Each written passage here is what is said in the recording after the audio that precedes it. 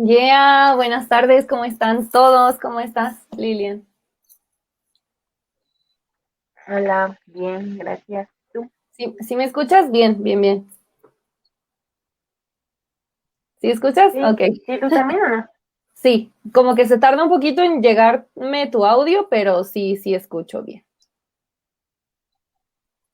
Me parece Ok, perfecto. Pues, ¿qué te late si empezamos de una vez? Puedes sí, orar, Lili, para que podamos iniciar.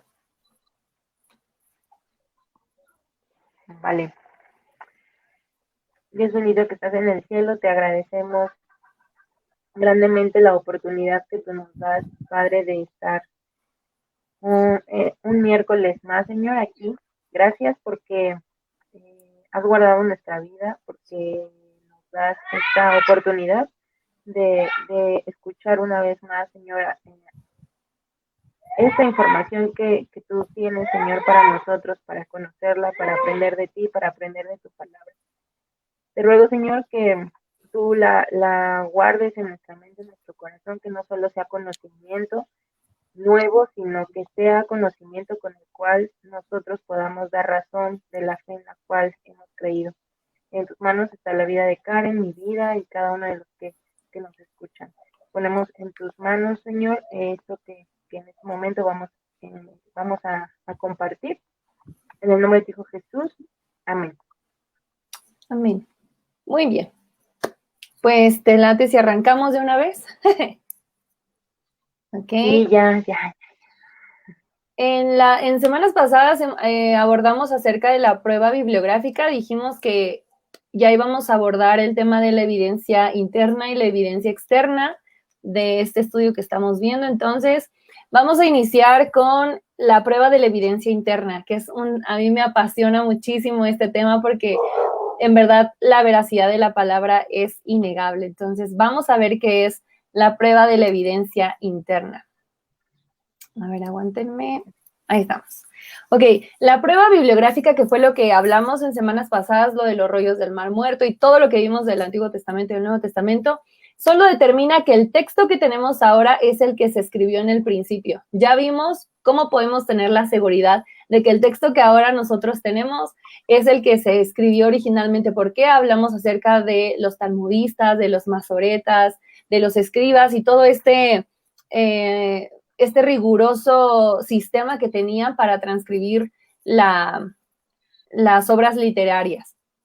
En la evidencia interna, no solo tenemos que determinar si este registro oficial es creíble, ya vimos que en la prueba bibliográfica el escrito es creíble, pero también en esta parte, en evidencia interna, vamos a ver hasta qué punto es creíble lo que nosotros vamos a analizar de la escritura. Esa es la tarea de la crítica interna, que es la segunda prueba de historicidad. Entonces vamos a hablar acerca de la evidencia interna. Qué emoción. Creo que ya lo dije 1000 veces, pero me emociona mucho. Ok, el apologista John W. Montgomery menciona, él dice, uno debe estar atento a los alegatos del documento bajo análisis y no dar por sentado el fraude ni el error a menos que el autor se descalifique mediante contradicciones o imprecisiones conocidas de los hechos. Lo que nos está diciendo es cualquier texto, llámese Biblia, cualquier texto histórico tiene que ponerse a prueba. Y este documento tiene que verse con un análisis exhaustivo y darnos cuenta de que el autor no se descalifique a sí mismo mediante su propia escritura. Entonces, esto es muy interesante porque nosotros hablamos al principio, me parece que fue en el primer video justo del estudio, hablamos sobre que es impresionante cómo la Biblia tiene más de 40 autores y ninguno de ellos se contradice. Es impresionante esto. Cuando nosotros leemos las escrituras y nos damos cuenta de que uno tiene que ver con el otro y no había como una referencia cercana a lo mejor en geografía, que no eran vecinos, o muchos años de diferencia, decimos, wow, esto solamente puede ser producto de una inspiración divina porque no se contradice. Ahora, Luis, ex profesor de Historia de la Universidad de Chicago, bosqueja su método histórico en una guía usada por muchos para la investigación histórica. señala que la capacidad del escritor o de los testigos para decir la verdad es útil para los historiadores en su esfuerzo para determinar la credibilidad. Luis, este maestro de la Universidad de Chicago, tiene un método para ver qué tan confiables son los datos y documentos históricos que se tienen. Esta guía que él realizó es usada por muchos historiadores, por muchos investigadores. Nosotros vamos a usar esta guía para que podamos darnos cuenta acerca de la veracidad de las escrituras en cuanto a evidencia interna. Esta capacidad para decir la verdad está estrechamente relacionada con la proximidad del testigo, tanto de manera geográfica como cronológica, a los acontecimientos registrados. En este momento específico vamos a hablar acerca de lo que es el Nuevo Testamento. Nos vamos a dar cuenta cómo entre ellos se conocían, si había una proximidad geográfica, a una proximidad cronológica, porque fueron contemporáneos. Entonces nos vamos a ir dando cuenta de estas cositas mientras seguimos estudiando. Ok, vamos a hablar acerca de las narraciones del Nuevo Testamento. Las narraciones sobre la vida y enseñanza de Jesús fueron escritos por hombres que o bien fueron testigos presenciales o que se relacionaron con estos testigos de los verdaderos acontecimientos y las enseñanzas de Cristo. Si nosotros nos adentramos a leer la Escritura, nos vamos a dar cuenta que los autores del Nuevo Testamento, todos tuvieron algo que ver con Jesús. Estuvieron con Él, comieron con Él, aprendieron de Él, o bien estuvieron cerca de los discípulos de Jesús, de los apóstoles de Jesús. O sea, era información de primera mano, no era de que, ay, me contó no sé quién, no, era información de primera mano. Y me gustaría que, por favor, saques tu Biblia y podamos abrir en Lucas capítulo 1. Vamos a hablar un poquito de Lucas porque es un evangelio que muchos eruditos e historiadores dicen, me quito el sombrero. Es un evangelio que realmente está bien redactado y además está bien investigado. Entonces, Lucas 1 del 1 al 4 dice, puesto que ya muchos han tratado de poner en orden la historia de las cosas que entre nosotros han sido ciertísimas, tal como nos lo enseñaron los que desde el principio lo vieron con sus ojos y fueron ministros de la palabra. Me ha parecido también a mí, después de haber investigado con diligencia todas las cosas desde su origen, escribírtelas por orden, oh excelentísimo Teófilo, para que conozcas bien la verdad de las cosas en las cuales has sido instruido. Es impresionante cómo a Lucas le preocupaba dar una información fiel, transmitir fielmente el mensaje. Yo creo que él sentía esa responsabilidad. Pero lo que me gusta mucho, dice, es que entre nosotros todas esas cosas han sido ciertísimas. Y si bien Lucas no estuvo con Jesús cara a cara o mano a mano, sí fue instruido, sí aprendió de personas que estaban cerca de Jesús o que aprendieron directamente de él, pero él mismo hace una labor de investigación. No es de que, ay, solo porque me contó tal apóstol. No, él hace una labor de investigación. Y si nos damos cuenta, si nosotros seguimos profundizando, Lucas era un médico. A Lucas le gustaba investigar, a Lucas le gustaba estudiar. No era de que por encimita, ¿no? Entonces, por eso es que también la credibilidad que tiene este evangelio es sumamente profunda y además avalada por muchos historiadores y eruditos bíblicos. Los eruditos reconocen la veracidad histórica de Lucas. El consenso de los eruditos liberales y conservadores es que Lucas es muy preciso como historiador.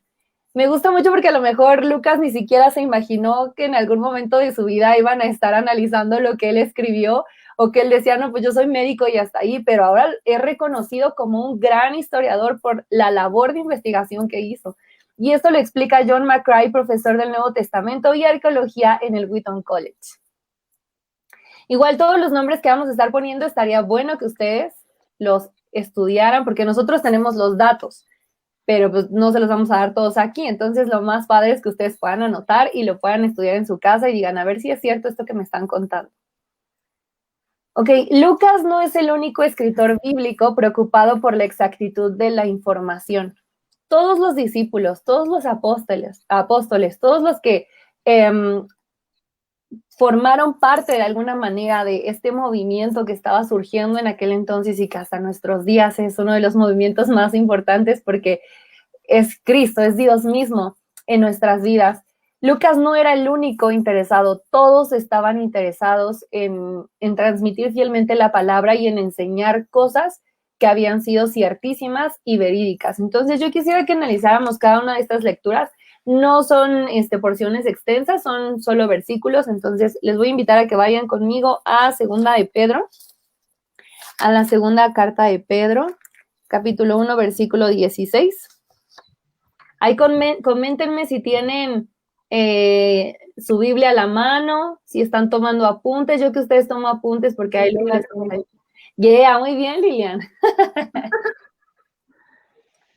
Y si quieres te puedo ayudar a leer algunas, ¿eh? Ah, bien, te late si vamos leyendo una y una. Yo leo segunda de Pedro, tú primera de Juan, luego yo. Equipazo, amiga, okay. Equipazo. Ok, segunda de Pedro 1:16 dice, porque no os hemos dado a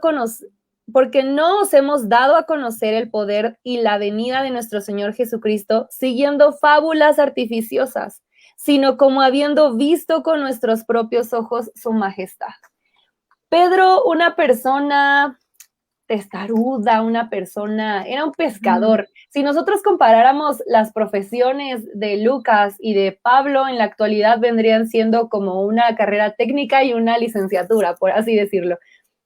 Y Pedro, una persona transformada por Jesús, una persona que tuvo ese trato con Dios, ¿no? Porque no fue fácil. Para Pedro tenía un carácter bastante complicado, no fue fácil. Sin embargo, vemos y podemos leer en esta segunda carta que él escribe, dice, nosotros no les hemos hablado de esto como una fábula, como un cuento. Son cosas de las que nosotros somos testigos. Es impresionante. ¿Qué dice primera de Juan 1:3? Dice, lo que hemos visto y oído, eso os anunciamos, para que también vosotros tengáis comunión con nosotros, y nuestra comunión verdaderamente es con el Padre y con su Hijo Jesucristo. Así es, dice que lo que han visto, lo que han oído, o sea, no es de lo que me contaron, de lo que me enteré en el Facebook, no, lo que he visto y lo que he oído. Y actualmente es muy fácil que nosotros nos dejemos llevar por las famosas noticias falsas, ¿no? Que decimos, chin, ahora ya me van a cobrar por respirar y nos dejamos de pronto llevar por un montón de noticias y lo damos por hecho. Sin embargo, aquí nos está diciendo que eran cosas que ellos habían visto. Dime, Lilian. No, bueno, nada más precisar que, o sea, Juan estuvo pegado 3 años al Señor Jesucristo en su ministerio. Bueno, mientras estuvo el Señor Jesucristo trabajando en la obra, ¿no? Lo que él había venido. Entonces Juan, junto con los demás discípulos, se habían visto y habían oído, pero directamente del Señor Jesucristo, a diferencia de Lucas, a diferencia de Marcos, por ejemplo, que no habían ellos ni visto ni oído directamente de Jesucristo, sino de los apóstoles. Pero en el caso de Juan, él sí vio y oyó directamente de Jesucristo, y ahí es a donde se refiere, porque otros testigos sí oyeron, pero de discípulos que fueron, que aprendieron de los mismos apóstoles, pero en el caso de Juan sí fue directamente del Señor Jesucristo. Recordemos que a Juan también se le conoce como el discípulo amado. ¿Por qué? Porque además de todos sus discípulos, él tenía una cercanía especial con Jesús. Al igual que Pedro, también era uno de los discípulos más cercanos a Jesús. Y claro, Juan también está con esa inquietud de querer transmitir lo que él había vivido, lo que él había visto, de lo que él había sido testigo. El Evangelio de Juan 19:35 dice, y el que lo vio da testimonio, y su testimonio es verdadero, y él sabe que dice verdad para que vosotros también creáis. Nuevamente tenemos a este discípulo amado hablando, escribiendo este evangelio, y nos damos cuenta que todos están ocupados en decir la verdad, no en inventar fábulas, no, porque después, si nosotros nos ponemos a analizar eso, ¿qué ganaban? La muerte. O sea, no se iban a hacer millonarios, no es como ahorita que mucha gente dice, ay, sí, soy cristiano, seguidor de Jesús y doy conferencias y me pagan la nota, ¿sabes? O sea, no era eso, no era ese mismo contexto que tenemos ahora. Hechos 1:3, ¿lo tienes, Lili? Sí. A quienes también, después de haber padecido, se presentó vivo con muchas pruebas indubitables, apareciéndoseles durante 40 días y hablándoles acerca del reino de Dios. Es que ahí nos está hablando de un chorro de testigos, o sea, Jesús estaba después de la resurrección, y de eso vamos a hablar unas citas más adelante, Él se aparece a estas personas, reaparece, pero ya no en un contexto humano como ellos lo habían conocido, ya viene ese Jesús que había vencido a la muerte, un Jesús resucitado, y se les presenta no a uno o a dos discípulos, se les presenta a un montón de personas. En Hechos 4:20 dice, porque no podemos dejar de decir lo que hemos visto y oído, y no podemos dejar de decirlo. Nosotros incluso en la actualidad, el hecho de que Jesús haya hecho una obra transformadora en nuestro corazón es justo por eso que nosotros estamos haciendo este estudio, porque lo que hemos visto de Jesús, lo que hemos oído de Él, lo que hemos aprendido de Él a través de su palabra, es esa necesidad que tenemos de poder compartir con ustedes la veracidad de las Escrituras. Ahora vamos a hablar de los testigos presenciales. Este es un tema muy interesante porque justo es eso, las personas que no solo vivieron con Jesús durante ese tiempo y aprendieron y crecieron, sino después de la resurrección, ¿cuántas personas lo vieron? Muchas personas vieron a Jesús resucitado. Entonces vamos a hablar de testigos presenciales. Ahora, nosotros nos enfocamos mucho a los discípulos, ¿no? Porque es de lo que más nos hablan las Escrituras, pero había multitudes que le seguían, llámese por comida, llámese porque no sé, porque les hiciera algún milagro, por la razón que haya sido, no solo los discípulos vieron todo el testimonio de Jesús, sino aún las multitudes incrédulas, aún los fariseos y saduceos que estaban en contra de Jesús, ellos eran testigos de lo que Jesús estaba haciendo en ese momento. Ahora, Norman Geisler, fundador y presidente del Seminario Evangélico del Sur, dijo, tanto el gran número de las narraciones de Jesús de los testigos presenciales independientes, así como la naturaleza y la integridad de los mismos testigos, dejan más allá de la duda razonable y la confiabilidad del testimonio apostólico acerca de Cristo. ¿Qué nos está diciendo? Que no hay duda, porque todos estos testigos presenciales están dando fe de que estas cosas sucedieron tal y como nosotros las podemos encontrar en las Escrituras.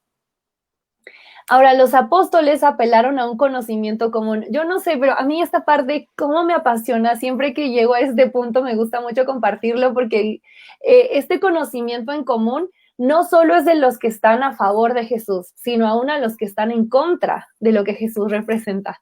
Entonces, estos apóstoles, estos discípulos confrontan a sus críticos adversarios desafiándolos. Y quisiera que viéramos algunas porciones. ¿Podrías ayudarme a buscar la primera, Lili? Sí. Hechos 2:22. Dice, varones israelitas, bueno, ese es el primer discurso de Pedro, ¿no? Varones israelitas, oíd estas palabras. Jesús Nazareno, varón aprobado por Dios entre vosotros con las maravillas, prodigios y señales que Dios hizo entre vosotros por medio de él, como vosotros mismos sabéis. Fíjense, aquí en esta versión dice, como vosotros mismos sabéis, como ustedes también saben. En otra versión, voy a leer, es el mismo texto, pero es otra versión, dice, escuchen pues, israelitas, lo que voy a decir. Como ustedes saben muy bien, Jesús de Nazaret fue un hombre a quien Dios aprobó ante ustedes, haciendo por medio de él grandes maravillas, milagros y señales. Lo que estamos leyendo aquí es que Pedro está diciendo, ustedes lo saben bien, que se quieren hacer ahí como que ¿no? Ustedes lo saben bien. Hechos 26:24-26 dice, diciéndole estas cosas en su defensa, Festo a gran voz dijo, ¿estás loco, Pablo? Las muchas letras te vuelven loco. Mas él dijo, no estoy loco, excelentísimo Festo, sino que hablo palabras de verdad y de cordura, pues el rey sabe estas cosas, delante de quien también hablo con toda confianza, porque no pienso que ignora nada de esto, pues no se ha hecho esto en algún rincón. Lo que está haciendo Pablo al confrontar a Festo es decirle, tú lo sabes. Esto no es algo escondido, esto no es algo de unas 5 o 6 personas, esto está haciendo un movimiento fuerte. Y yo quisiera que analizáramos una parte. Aquí lo que nos está diciendo es que los discípulos confrontan al adversario haciéndolo consciente de que sabe lo que Jesús hizo y lo que estaba sucediendo. O sea, le está diciendo, no te hagas. Los dos sabemos que las cosas fueron así. Entonces, bueno, me voy a detener aquí un poquito. Es como cuando, por ejemplo, no sé si a ti, Lilian, en algún momento te ha pasado esto, que de pronto hay algún malentendido y entonces dicen, ¿sabes qué? Vamos a ser bíblicos, vamos a arreglarlo como dice la palabra y vamos a confrontar esta situación. Entonces te hacen para que sean palabras conocidas, una especie de careo, aunque en realidad no es un careo, pero de que te confrontan con la persona y entonces tú sabes que tienes la razón y de pronto la otra persona empieza a inventar algo y tú ¿qué dices? No, no, no, a ver, espérate. O sea, sí te dije esto y esto, pero a ver, tú sabes cómo fue. Cuando hay seguridad en ti de las cosas que viste, de las cosas que sabes, hablas con una seguridad impresionante. No sé si a ti, bueno, a ti te ha pasado mucho, Leon, de que tú hablas mucho con seguridad impresionante. Bueno, hay quienes hablan con seguridad aunque lo que digan no está bien, o sea, y aunque lo sepan que no es cierto, que no es verdad, también hablan con seguridad. Ahí están los coaches, ay, perdón, pero... Ay, perdón, ups. No, y justo eso ahí va, a que tú puedes a lo mejor, incluso tú puedes inventar que es una verdad. O sea, tú puedes ya confrontando a la persona decir, y sé consciente que pasó esto y esto y esto, y de hablar con una seguridad y dices, no es cierto. O puede ser tanto lo que tú planteas como lo que yo planteo, ¿no? Cualquiera de las personas puede estar mintiendo, pero podemos descansar en algo como hijos de Dios. La verdad siempre sale a la luz. Dice la Biblia que viene como caminante, viene lento, pero podemos descansar en que la verdad sale a la luz y esta verdad se ha mantenido. Jesucristo vive, Jesucristo resucitó de los muertos, Jesucristo hizo grandes maravillas y Él es Dios. Él es Dios y está actualmente sentado a la diestra del Padre. Ahora, ¿quiénes son los testigos hostiles? Los testigos presenciales son todos aquellos que están presenciando el milagro y todo lo que sucedió. Pero llamémoslo como que están a favor. Pero los testigos hostiles, ¿quiénes son los testigos hostiles?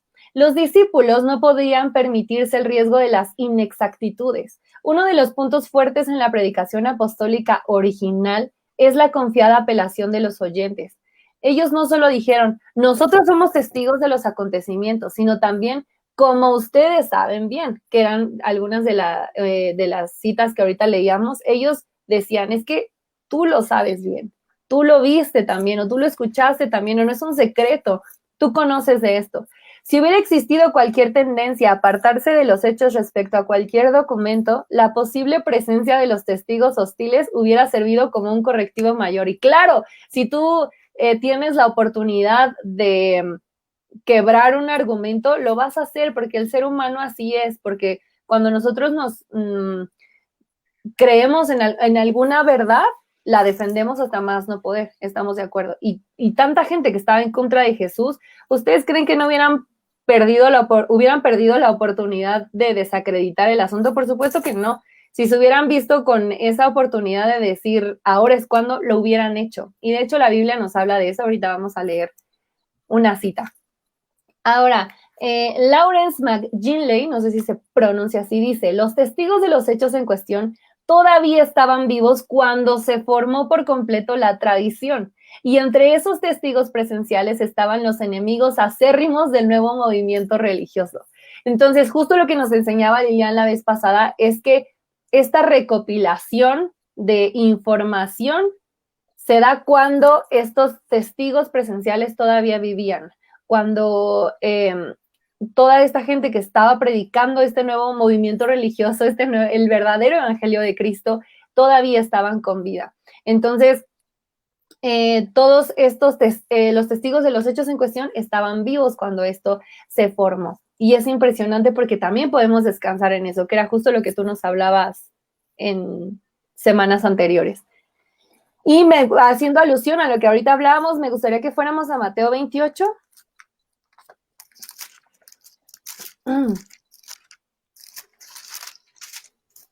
Mateo 28 y vamos a leer los siguientes versículos del 11 al 15 para contextualizarnos un poquito. Ya había sido la crucifixión de Jesús, ya había sido la resurrección de Jesús. Llegan estas mujeres a la sepultura y es cuando el ángel les dice, ¿a quién buscan? Aquí no está, Él vive, Él está en otro lugar, aquí están los muertos y Cristo vive. Entonces, dice, estas mujeres van y llevan todas estas buenas nuevas. Y dice, mientras ellas iban, he aquí unos de la guardia fueron a la ciudad y dieron aviso a los principales sacerdotes de todas las cosas que habían sucedido.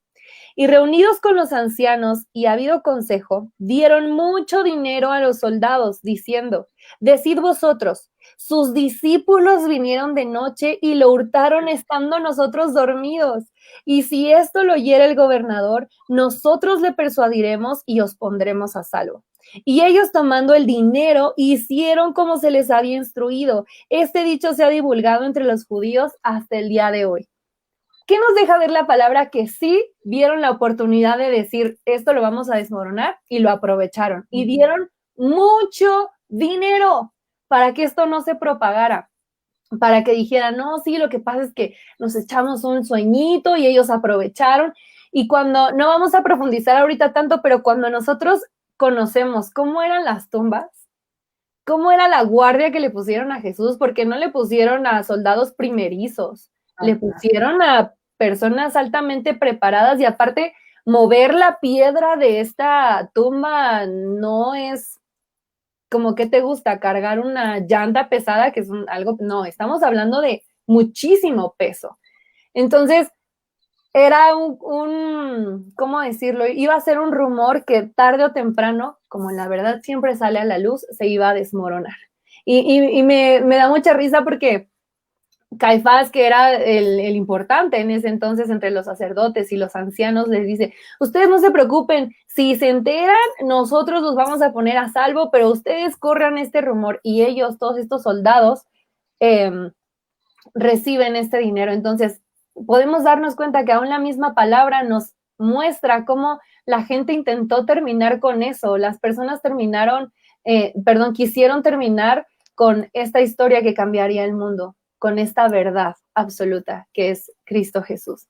Y no solamente ellos, sino también todas estas personas, hicimos un listado aquí de todas estas personas que hacen las mismas declaraciones, en donde dicen, es que es imposible que personas tan de origen humilde como eran los discípulos, algunos en su mayoría, pudieran crear cosas un personaje tan impresionante, o podemos confiar porque no hay contradicciones, o también hacen declaraciones como que es tan veraz lo que están diciendo, aún no siendo cristianos, que quien se diga ser cristiano puede confiar en la veracidad de estos textos. Ahora, ¿qué sucede después de la resurrección? Después de la resurrección, Jesús reaparece y hay muchos testigos, y eso es las buenas nuevas. Jesucristo diciéndonos, hay un antes y un después de mí. Yo pagué el precio, yo fui a la cruz, y es por medio de mí que tú tienes vida eterna. Y Jesús reaparece, y no reaparece solamente en el secreto o solamente a unas cuantas personas. Muchos son testigos de esto. Entonces, aunque quisieran los soldados decir, no es cierto, es que se lo robaron los discípulos, pues ya lo vieron muchas otras personas y estaba vivo. ¿Cómo es esto? Entonces, me gustaría profundizar en estas porciones bíblicas, pero por cuestión de tiempo, porque también Lili va a hablar acerca de la evidencia externa, no lo vamos a hacer, pero sí me gustaría que por lo menos veamos una. Entonces, ya que estamos en Mateo, aprovechemos para leer del versículo 16 al 20, que dice, pero los 11 discípulos se fueron a Galilea, al monte donde Jesús les había ordenado, y cuando le vieron, le adoraron, pero algunos dudaban.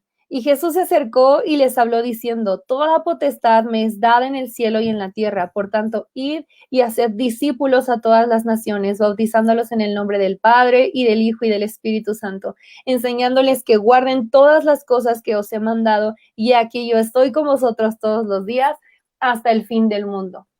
A mí aquí nos está dando un número de discípulos, nos dice que estaban 11 discípulos que lo vieron y lo adoraron. Yo los invito a que en su casa, por favor, lean todas las otras citas y se puedan dar cuenta.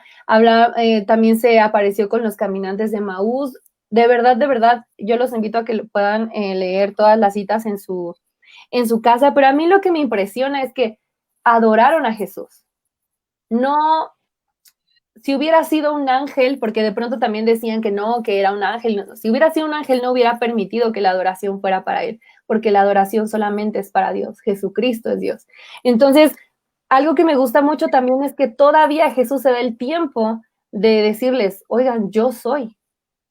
Pero además de eso, da una gran comisión. Y es cuando les dice, no solo ustedes se queden con esto, vayan y hagan discípulos, así como yo los instruí, así como yo los enseñé, ustedes vayan e instruyan a otros. Y fue lo que hicieron. Como resultado tenemos a un Lucas, por ejemplo, ¿no? Y tenemos a un Lucas que hizo una investigación exhaustiva y que hasta nuestros días es de grande bendición porque nos podemos dar cuenta de la veracidad de las escrituras. Entonces da esta gran comisión y esta palabra es para todos nosotros. Ahora como discípulos de Jesús nosotros tenemos que hacer exactamente lo mismo y como la cereza del pastel, como algo hermoso es que Jesús dice, yo voy a estar con ustedes todos los días hasta el fin del mundo. Jesús resucitó, reapareció, pero también dio una promesa, también no nos dejó como una película que te queda, que dices, ¿qué pasó? ¿Cuál fue el fin? ¿Y ahora qué va a continuar? No, Él da su palabra y por eso cuando leemos toda la palabra nos damos cuenta que Jesús no nos deja como a ver qué pasa, sino Él nos dice qué es lo que va a suceder. Por favor, lean todas estas citas, anótenlas y lean estas citas en su casa.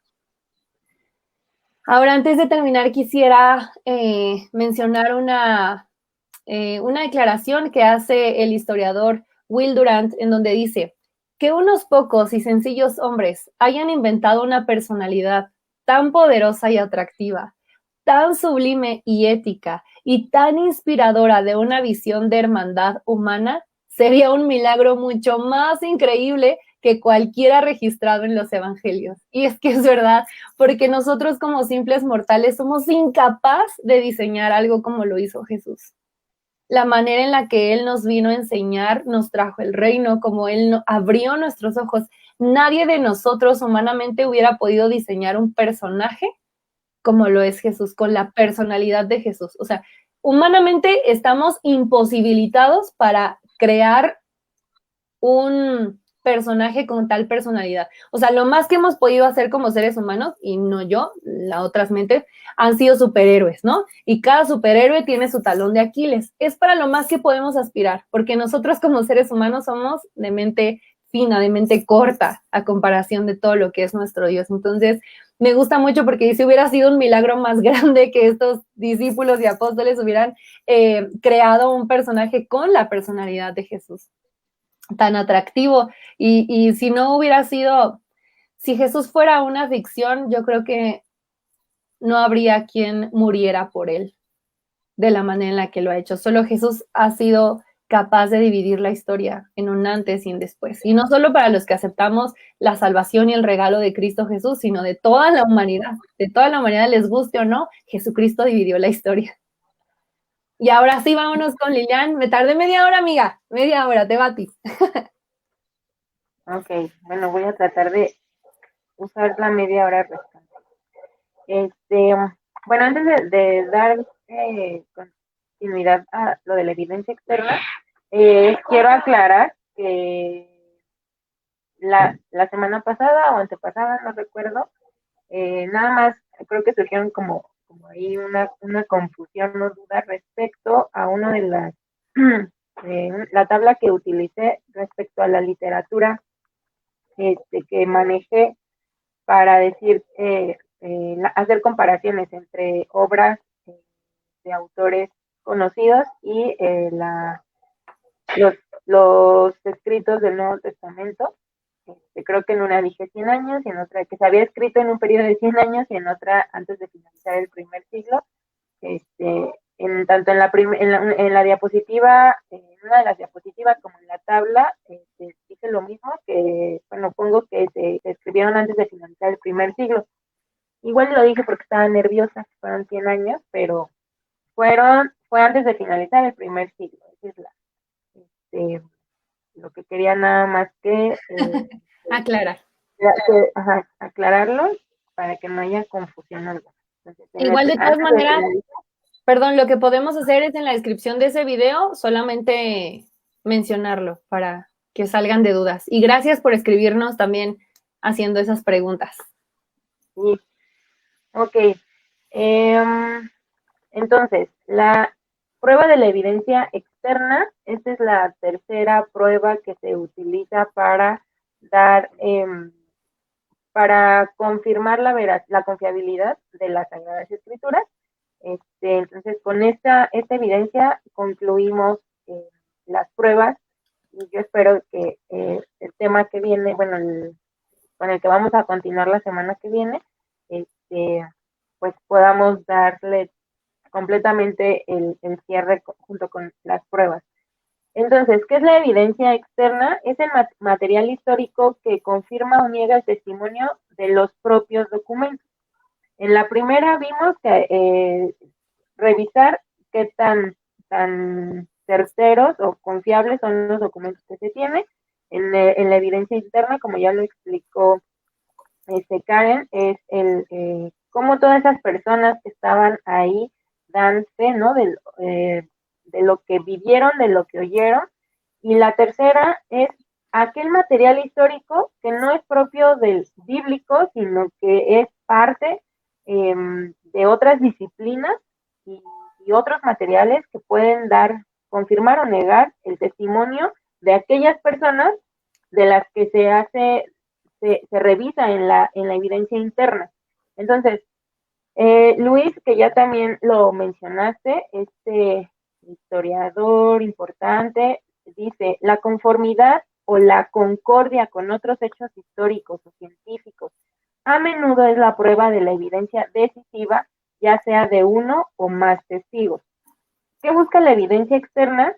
Que haya fuentes, aparte de la literatura que está bajo análisis, o sea, en este caso, la Biblia, o los documentos, o la escritura, los documentos históricos, refiriéndonos a la escritura, ¿qué otras fuentes respaldan la veracidad, la confiabilidad y la autenticidad de estos documentos? Entonces, tenemos esta evidencia, lo que busca es que haya otros materiales que validen la información que contiene la Biblia. Eso es lo que hace la evidencia externa. Si le das a la que sigue, por favor. Ahorita vamos a mencionar algunos autores extrabíblicos que hacen mención de personajes que escribieron el Nuevo Testamento, por ejemplo, y otro tipo de evidencia que ahorita lo vamos a revisar. Entonces, la evidencia confirmatoria de autores extrabíblicos. Aquí solo pongo siete personajes, pero es importante que nosotros entendamos que los documentos extrabíblicos, a lo mejor hay estas personas que se las voy a mencionar, son personas que de algún modo, de alguna forma, convivieron, participaron con los discípulos cercanos a Jesucristo o los discípulos de los apóstoles, por ejemplo, y que escribieron algún tipo de documento en donde hacían referencia a los testigos primarios de los documentos históricos. Entonces, en este pequeño diagrama que les pongo ahí, menciono solo algunos. Por ejemplo, el Clemente de Roma, se conoce como Clemente de Roma, como Clemente Romano, San Clemente I, en el aproximadamente 95 después de Cristo. Clemente de Roma fue un obispo de Roma. Él transmitió la predicación de los apóstoles de Jesús, obviamente, transmite la predicación de forma, todos estos que les pongo aquí son personajes que se consideran mártires, porque ellos, aunque no convivieron con Jesucristo, ellos creyeron en Jesucristo, escribieron de Jesucristo a través de las personas que convivieron con Jesucristo, y que tan convencidos estaban de lo que ellos sabían de él, que fueron mártires, murieron por la fe a Jesucristo o en Jesucristo. Entonces, Clemente de Roma transmitió la predicación de los apóstoles, fue un colaborador de Pablo. De hecho, en Filipenses 4:3, Pablo hace mención de Clemente. en un inicio, a lo mejor la historia de la Iglesia Católico Romano, pues no lo vamos a hablar aquí, pero era un poco distinto a como lo conocemos, o mucho, muy distinto a cómo conocemos hoy a todos estos personajes de la Iglesia Católica, pero realmente estas personas, algunos se consideraban o los consideran cristianos de la Iglesia primitiva, algunos de la Iglesia ortodoxa, otros algunos de la Iglesia católica, en sus inicios, pero ellos dan fe, escriben, por ejemplo, de algunos de los discípulos del Señor Jesucristo. Entonces, él es Clemente de Roma. Luego, Papias, obispo de Hierápolis, aproximadamente en el 130 después de Cristo. Papias, junto con Eusebio, que está hasta abajo, Eusebio escribió una obra llamada Historia Eclesiástica. Eusebio habla de Papias, donde Papias habla del apóstol Juan.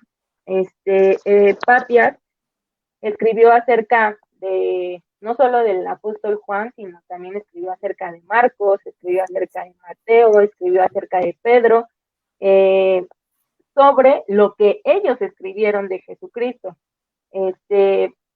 Marcos no fue como tal un discípulo del Señor Jesucristo, Marcos fue discípulo de Pedro, Marcos aprendió de Pedro, entonces en realidad Papias, de quien escribió, fue de Marcos. ¿Por qué? Porque escuchó de Marcos lo que había aprendido de Pedro y lo que Pedro habría vivido, aprendido y escuchado del Señor Jesucristo. Y les estoy hablando, si ustedes revisan las fechas en las que están presentes ellos, son antes de finalizar los primeros, bueno, algunos están antes de los primeros 100 años, pero no rebasan ni los 400 años cuando ellos escribieron sobre los discípulos del Señor Jesucristo y sobre el mismo Señor Jesucristo. Ignacio, obispo de Antioquía, bueno, él fue un obispo, como lo menciono aquí, de la región de Antioquía. Él fue discípulo de Policarpo, que es el que sigue abajito, fue discípulo de Policarpo. Policarpo fue discípulo de Juan, entonces, pues escribió acerca del apóstol Juan. Ignacio escribió 7 cartas, fue autor de 7 cartas, en donde, pues, habla acerca del Señor Jesucristo, y fue un mártir del cristianismo. Les decía que ellos murieron, algunos en la hoguera, otros murieron colgados, o sea, fueron mártires. Como les decía, Policarpo también, todos escribieron. Policarpo fue, les decía, discípulo de Juan, fue un mártir. Sí, con Tasiano, aproximadamente en el 170, él escribió una obra literaria llamada Diatesarón. Esta obra se conoce como la armonía de los evangelios. Se conoce como la armonía de los evangelios. Él lo que hizo fue organizar la escritura con el fin de componer la primera armonía de los evangelios, y de hecho esta obra se utilizó hasta que se crearon o quedaron, digamos, como establecidos los 4 evangelios. Estamos hablando de Mateo, Marcos, Lucas y Juan, estos 4 evangelios, pero previo a esos 4 evangelios se usaba el Diatesarón, perdón. Era esta obra la que se utilizaba porque estaba organizado el relato. Lo que él pretendía era organizar este relato de una forma única, pero pues ya, hasta que aparecieron los 4, se fijaron los 4 evangelios. Ok, Lilian se nos fue. A ver si en algún momento se puede reconectar de nuevo. Aquí está. Ya. Ya, regresaste. Ya volví. Yo dije, ahorita es cuando yo le voy a seguir. Ya, lo hubiera seguido. Pues sí. Bueno, ya, Tasiano fue lo que escribió el Diatesarón, y pues de hecho fue uno de los primeros apologistas cristianos que se conocen. Recordemos que la apología es como esta disciplina que busca dar la defensa, ¿no? De una fe, o la defensa de la fe, en nuestro caso, de nuestra fe cristiana. Entonces, lo que hizo Tatiano fue uno de los primeros apologistas cristianos que se conocen. Luego, Ireneo, obispo de Lyon, creo que se pronuncia así. Entonces, Ireneo fue discípulo de Policarpo. O sea, aquí como que todo el mundo se conocía, todo el mundo era contemporáneo. Aunque sí, compartieron algunos en tiempos, en fechas, y aprendieron, pues al final eran discípulos. Ireneo, de hecho, Ireneo, digamos que fue como un evangelizador, porque él, no él, pero a través de él, se convirtió casi toda la región o la población de Lyon, y él preparó a otros misioneros para ir se le conoce como la Europa pagana, envió a otros misioneros para ir y predicar el evangelio a esta zona de Europa. Y él, pues era una de las personas que estaban mucho en contra del gnosticismo. Él como que era enemigo de eso. Entonces, él escribió, de hecho, una de sus obras más importantes, o la obra más importante que él escribe, se llama Contra las herejías. Entonces, de hecho, Ireneo, en esta obra que escribe Contra las herejías, aún él dice que tan firme era la base sobre la cual descansaban, o tan firme es la base donde descansan estos evangelios, se refiere a los 4 evangelios, que los mismos herejes aportan testimonios a favor de los evangelios, y aunque estos documentos pretendían establecer su propia doctrina, hablamos de los herejes que querían establecer su propia doctrina, al final terminaban dando o aportando algo positivo y dando testimonio positivamente a favor de los evangelios.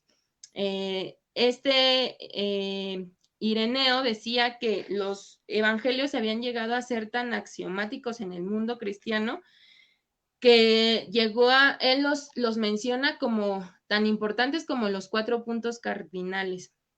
Si nosotros leemos los 4 evangelios, vamos a ver que, o sea, tienen un mensaje específico dirigido a personas específicas, pero que al final están conectados uno con el otro, no se contradicen, no fallan en nada de lo que están diciendo. Es tan comprobable el contenido de los evangelios que no hay falla en los evangelios, aunque sean escritos por personas diferentes en momentos diferentes y dirigidos a audiencias diferentes. Eso igual no lo vamos a mencionar a quienes iban dirigidos específicamente, pero están en armonía los 4 evangelios. Pero estaría bueno que también lo estudiaran, que vieran que cada evangelio está dirigido a una persona diferente y que describe a Jesús de una manera específica. Sí, claro, es una personalidad de Jesucristo en cada uno de los evangelios que escribieron. Y Eusebio, bueno, les decía que Eusebio y Papias, Eusebio encontró los escritos de Papias, donde Papias hablaba de Marcos, de Mateo, de Pedro, hablaba del apóstol Juan. Entonces pueden revisarlo, pueden buscar a cada una de estas personas, qué hicieron, sus biografías, qué escribieron, para que puedan corroborar la información que les acabo de dar. Yeah. Ahora, adicionalmente a los documentos extrabíblicos que existen, también, si le das a la que sigue, claro. La participación de la arqueología es sumamente importante. ¿Por qué es importante la arqueología en cuanto a la confiabilidad? Bueno, a revisar el contenido bíblico, porque el contenido bíblico nos habla de lugares, nos habla de construcciones, nos habla de un sinfín de cosas la Biblia, en donde la arqueología bien puede o ha podido dar evidencia de la exactitud y las descripciones que hacían o que hacen que hicieron en su momento los escritores de cada uno de los libros. Dice Nelson Glueck, puede declararse categóricamente que ningún descubrimiento arqueológico ha contradicho alguna referencia bíblica. La casi increíble precisión del registro histórico de la Biblia, la que resulta particularmente veraz cuando está respaldada por los hechos arqueológicos. Aquí solo puse 2 citas de 2 arqueólogos importantes, de 2 historiadores importantes.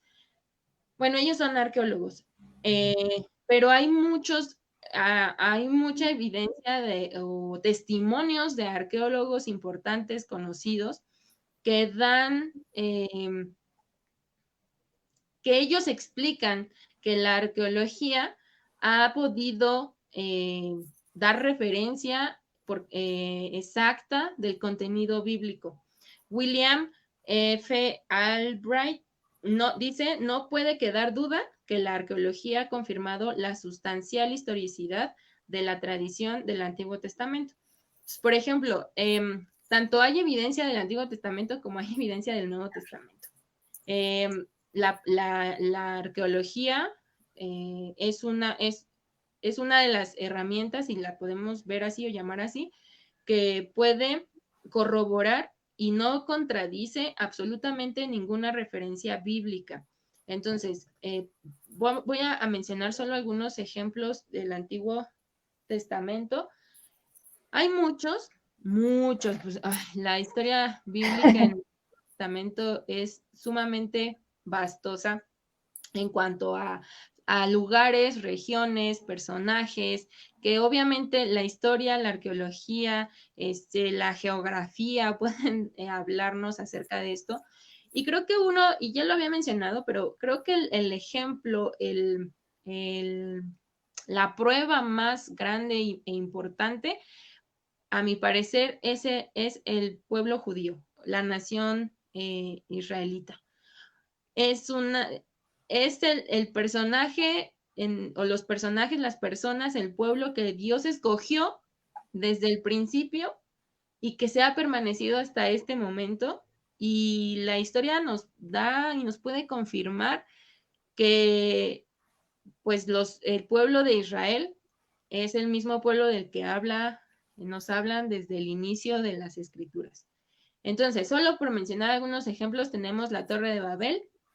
En Génesis 11 podemos nosotros leer la historia de la Torre de Babel, qué pasó con esa torre, por qué el ser humano empezó a construir esta torre y por qué Dios impidió que se siguiera la construcción de esta torre, y cómo es que ahí surge, Dios confunde las lenguas, ¿no? Y aquí nosotros podemos entender a través del relato bíblico que es donde surgen todos los idiomas del mundo. Esto porque es importante. Hay una persona, hay muchos filólogos modernos que dan y que corroboran y dan fe a la posibilidad de que el origen de las lenguas o de los idiomas hayan surgido así como viene en el relato bíblico.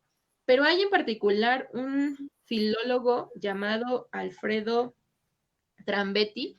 Él pues ya murió, pero esta persona era un lingüista italiano, profesor de filología semítica y lingüística histórica.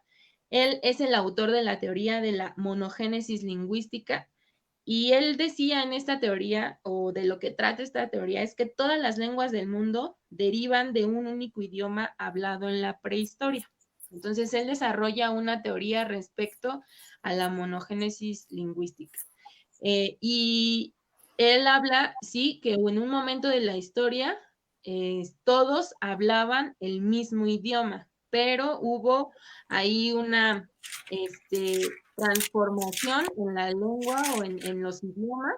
Y él da algunas evidencias respecto a esto porque en nuestros idiomas hay muchas palabras que utilizamos, así sea el idioma que sea, utilizamos y que compartimos bajo el mismo significado. A lo mejor la pronunciación es diferente, pero hablamos de lo mismo, es el mismo significado, puede sonar muy parecido. Y él utiliza mucho como evidencia los cognados, ¿no? Que a lo mejor eso sucede mucho en inglés, ¿no? Que nosotros vemos palabras que en español decimos, ay, sí, pues es casi lo mismo, o lo pronunciamos casi igual. Pero en otros idiomas surge la misma situación. Entonces, este es uno de los lingüistas, o es el lingüista que creó esta teoría.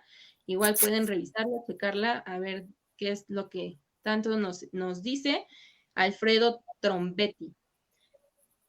La siguiente imagen es una imagen de una persona, de un hombre como prehistórico.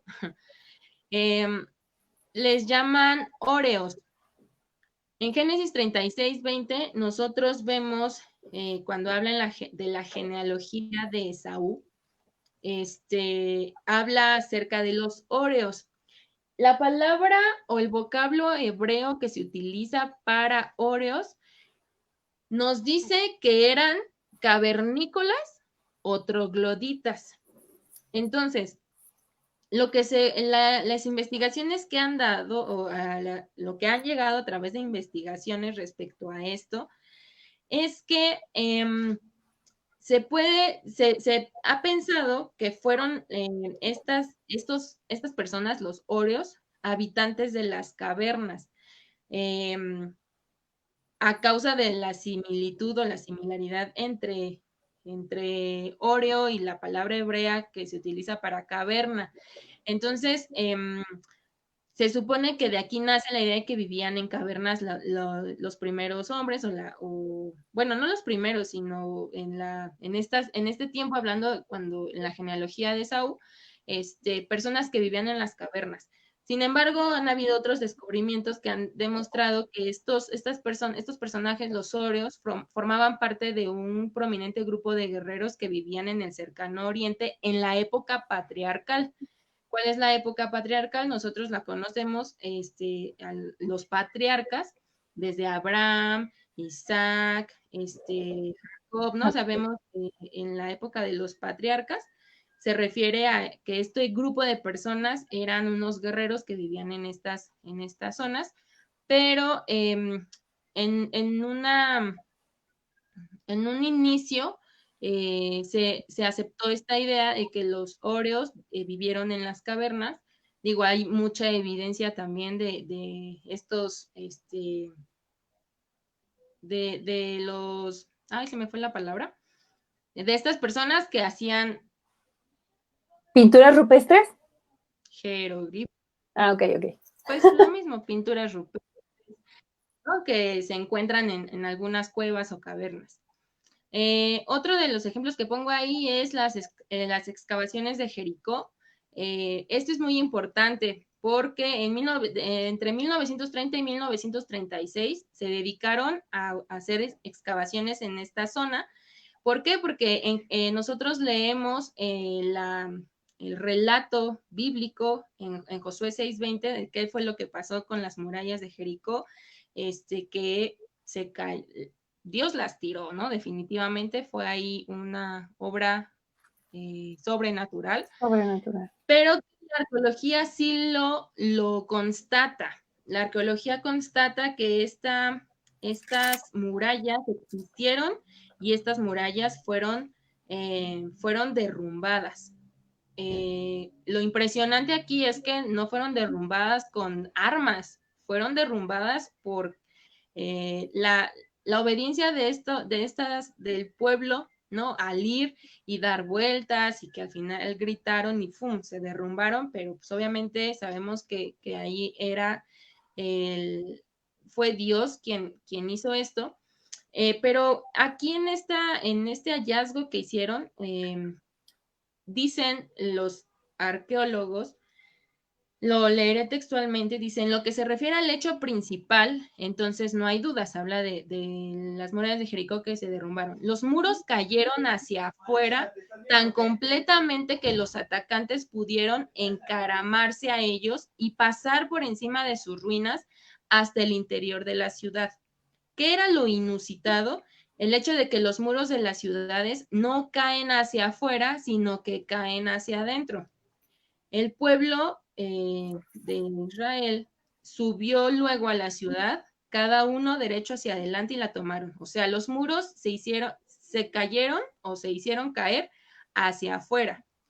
En las construcciones, por lo que entiendo, los muros los muros caen hacia adentro, en este caso cayeron hacia afuera y fue como el pueblo logró pasar pasar las murallas. Entonces hay evidencia de que sí esta zona existió, las murallas existieron y que fueron derrumbadas. Y por último, la parte de los patriarcas. Aquí en esta parte hay mucha evidencia de excavaciones que han hecho en zonas específicas donde habitaron o en la época de los patriarcas, lo que yo les comentaba hace un momento. Los descubrimientos que se han hecho hasta ahora han conducido a muchos eruditos a revisar la cultura en ese tiempo que vivieron, los relatos, digamos, vaya, las condiciones culturales, su forma y estilos de vida que tenían los patriarcas y, bueno, en la época patriarcal, y han encontrado como la vestimenta, han encontrado, vaya, como su estilo de vida en todo en la época de los patriarcas. Entonces, son solo unos ejemplos que menciono. Insisto, hay muchos ejemplos que hablan acerca de que la arqueología especifica, por ejemplo, del lavacro de bronce del tabernáculo que han encontrado piezas del lavacro en donde sí encuentran que es del tabernáculo en ese entonces. O sea, vaya, hay varias evidencias y ejemplos de cómo la arqueología está armonizada o la evidencia con los relatos bíblicos. Ahora, para irnos ya más rápido, del Nuevo Testamento, puse 4 ejemplos nada más igual, porque para mí uno de los más, el más importante y de mayor evidencia es de un solo personaje. Lucas, menciono a Lucas porque, como decía Karen en un inicio, los historiadores admiran el trabajo tan profundo que Lucas hizo al investigar, al estudiar, al hacer este relato, tanto del libro del Evangelio de Lucas y como el libro de los Hechos, y cómo Lucas, la confiabilidad de Lucas como historiador era y es incuestionable hasta nuestros días. La arqueología ha autenticado las narrativas evangélicas, especialmente de Lucas. ¿Por qué? Porque Lucas fue sumamente preciso a la hora de investigar. Hay un acuerdo general en círculos eruditos de que los Hechos de los Apóstoles, que es el libro de los Hechos, es la obra de Lucas que pertenece al primer siglo y que involucra un labor de un cuidadoso historiador que se mostró sustancialmente preciso en el uso de fuentes de documentación. No solo fue y entrevistó a los personajes a las personas que estuvieron cercanas a Jesucristo, sino él fue a fuentes más allá, ¿no? Fue a documentos, fue a escritos, fue e investigó muchísimo más. Entonces, para los historiadores, para los eruditos, Lucas es un personajazo, ¿no? Así, y es tan confiable que la arqueología no cuestiona tampoco la narrativa de Lucas en ambos libros que él escribe. Hay muchos ejemplos de lo que Lucas dijo y escribió y que la arqueología ha dado con ellos, no nos va a dar tiempo de mencionarlo. Pero sí quiero mencionar, por ejemplo, el punto de ay, esta cosa se Pasmo. pasmó. El enlosado. Ese es el segundo que está para mencionarse. Durante muchos siglos no había registro de la corte donde Jesús fue juzgado por Pilato. Pero, se llamaba Gábata o el enlosado. Esto lo leemos en Juan 19:13, y precisamente como no había pues registro de dónde había sido juzgado el Señor Jesús, muchos decían que era un mito, que la Biblia pues no era nada histórica y que era una mentira.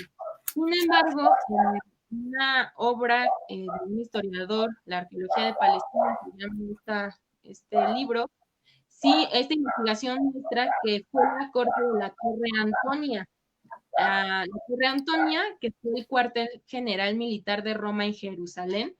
Esta corte o esta construcción fue destruida entre el 66 y 70 después de Cristo durante el sitio de Jerusalén, y quedó sepultada cuando se reconstruyó la ciudad durante el tiempo de un personaje llamado Adriano, y no se descubrió sino hasta hace pues una fecha muy reciente. Entonces, el enlosado es el lugar donde el Señor Jesucristo fue juzgado por Pilato y que fue descubierto, las ruinas fueron descubiertas, y se conoce como la corte de la Torre Antonia.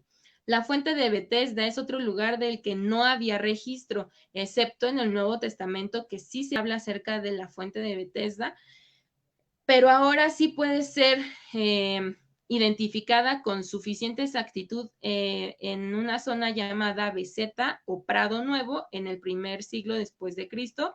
Se hallaron rastros de ella en el curso de algunas excavaciones cerca de la iglesia de Santa Ana en 1888.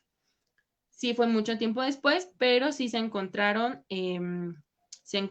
restos de este lugar, rastros, perdón, de este lugar cuando hicieron excavaciones. Sobre Pablo. Pablo es un personaje del cual podemos conocer mucho respecto a sus viajes, respecto a lugares donde él estuvo, que también la arqueología da testimonio respecto a estos lugares donde Pablo estuvo. Hay mucha información respecto a esto, de manera muy, muy rápida lo menciono, porque, bueno, ya no tenemos mucho tiempo. Les decía que para mí el personaje más importante a revisar y a profundizar es la vida del Señor Jesucristo. ¿Por qué? Porque existen documentos tanto griegos, judíos, romanos, la que sigue, por favor, Karen, que ofrecen apoyo para corroborar la vida, el ministerio y la muerte de Jesús. Y toda esta evidencia incluye ejemplos tales como la crucifixión de Jesús por los romanos, la adoración de Jesús como deidad, la creencia en la resurrección de Jesús, la tumba vacía, como hace ratito mencionaba Karen, algunas cosas respecto al Señor Jesús, y que todos estos documentos dan referencias sobre la vida del Señor Jesucristo, y en muchos de los aspectos de lo que el Señor Jesucristo hizo cuando vivió en esta tierra. Entonces, es la parte que a mí, de alguna forma, a mí en lo particular, digo, bueno, es que la vida de Jesús junto con sus discípulos tendría que ser más que suficiente para decir, pues, ¿por qué no creer? O sea, ¿por qué no creer que Jesús existió, que Jesús como un personaje histórico, a lo mejor lo podemos ver, porque para muchos lo mencionan como, pues Jesús sí fue un profeta, bueno, sí fue un revolucionario, fue esto, sí le dan validez y sí creen que existió y que estuvo, pero hasta ahí se quedan, ¿no? Pero la historia y la evidencia nos lleva a más allá, en donde nos dice que los documentos que existen dan evidencia de que Jesús era Dios. que Jesucristo resucitó y que la resurrección no es una cuestión biológica, no, es una cuestión de un milagro de parte de un ser superior a nosotros que es Dios, ¿no? Entonces, esto lo vamos a ver en la siguiente Primero Dios. semana. Y ojalá que sí. Te falta ya es tu última diapositiva, ¿no? ¿Vas a decir algo más? No, síguele. Yo solo quisiera mencionar que los animamos, los exhortamos a que no solo se queden con lo que nosotros les estamos dando, porque hay más evidencias. Nosotras elegimos solo esto por cuestiones de tiempo, porque sabemos que, por ejemplo, ahorita ya nos pasamos un poquito de la hora y de repente para unos dicen, no, es muchísima información. Entonces, los animamos a que ustedes también en su casa estudien, que vean otras referencias, que vean otras evidencias, porque las hay. Y pues, como decía Lilia, nosotros tenemos... bueno, el deseo de compartir con ustedes, pero no solamente por si tú solo ves a Jesús como un profeta o ves a Jesús como un revolucionario, ¿no? Creo que también es para quienes ya asisten a una iglesia, para quienes ya han aceptado a Jesús como Salvador, pero realmente no conocen a Dios. Y que muchas veces decimos, sí, Jesús, en tu nombre, oro, ¿no? Por ejemplo, pero va más allá, porque Jesús, 100% Dios, 100% hombre, nos dejó ejemplo en todos los aspectos. Entonces, nosotros los animamos también a que no solo quien no cree en la veracidad de las escrituras, sino a ti que ya asistes a una iglesia, que ya eres creyente, que también leas las escrituras, que también profundices y que sigas conociendo a Cristo. Y antes de finalizar nuestro estudio de hoy, quisiera leer algo que me gustó mucho de Lee Strobel. Yo tengo un problema porque siempre se me olvida su nombre, pero bien que me conozco el libro, El caso de Cristo. Este libro también lo recomendamos ampliamente, pero algo que me gustó mucho es que él lanza un reto para todos aquellos que tienen esas dudas de pronto, ¿no? Dice, algo que hace único al cristianismo es que es una fe investigativa. ¿Vivió Jesús? Claro que sí. ¿Fue ejecutado? Claro que sí. Son claros los encuentros que tuvo después, haciendo referencia a la resurrección después de esto. Esta es la verdadera cuestión. Tenemos fuentes antiguas, él habla de 9 específicamente, tenemos fuentes antiguas dentro y fuera del Nuevo Testamento, confirmando y corroborando. La convicción de los discípulos de que encontraron a Jesús resucitado es una avalancha de datos históricos. Así que yo desafío a cualquier escéptico a investigar y a sacar su propia conclusión. Háganlo. Yo lo hice. Y si ustedes tienen la oportunidad de leer este libro, se van a dar cuenta que él era uno de los escépticos más impresionantes que he tenido la oportunidad de leer, que él decía, no, esto no es verdad, y lo que él quería también era como, de alguna manera, demostrar la falta de veracidad, por así decirlo, y vemos cómo él saca su propia conclusión y se da cuenta que el cristianismo es algo que va más allá de nuestro entendimiento, porque es Jesús el Hijo de Dios, el Dios Todopoderoso, y que solo por Él subsisten todas las cosas. Entonces, por acá nos dejan comentarios. Nos recomienda la Biblia de Estudio Arqueológica. Habría que leerla también. Y respecto a la evidencia de la vida, muerte y resurrección de Jesús histórico, hay bastante, y lo más interesante es que incluso es mencionada por parte de bastantes eruditos. Claro, por eso nosotros los animamos a que sigan estudiando, a que sigan buscando, porque en verdad nosotros lo intentamos hacer lo más digerible posible, en el menor tiempo posible, y aún así siempre nos pasamos de lado. Entonces, pues, es todo por hoy. Primeramente, Dios, la próxima semana nos vemos, si Dios nos presta vida, para concluir ya este tema. Sabemos que fueron un poquito largos, un poquito extensos, pero creemos que ha valido la pena. No sé ustedes qué piensen. Pero bueno, pues gracias, Lilian, gracias por tu aportación siempre, por tu dedicación. Y pues no sé, ¿quieres agregar algo más? Pues muchas cosas.